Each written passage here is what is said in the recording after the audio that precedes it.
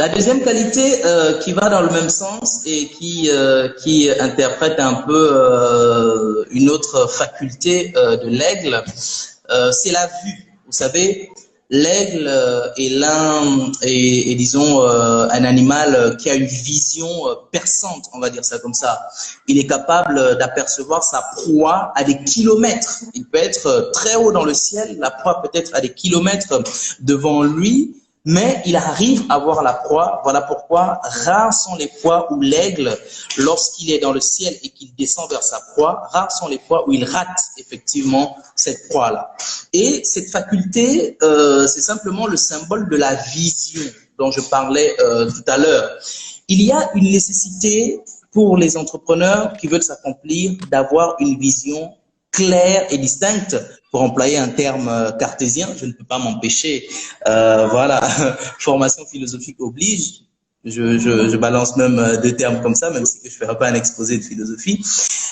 Donc, ayez une vision claire et distincte de votre projet d'entrepreneuriat. Vous savez, les gens échouent dans la vie pour deux raisons.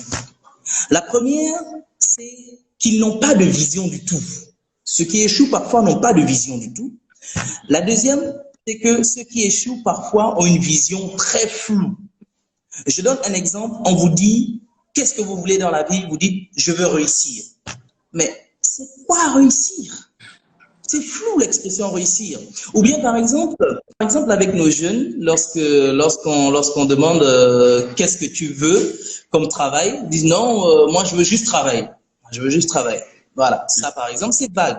Ce n'est pas une vision claire. Il faudrait avoir une vision tellement précise que vous allez effectivement voir en image chacune des étapes de l'évolution de votre entreprise.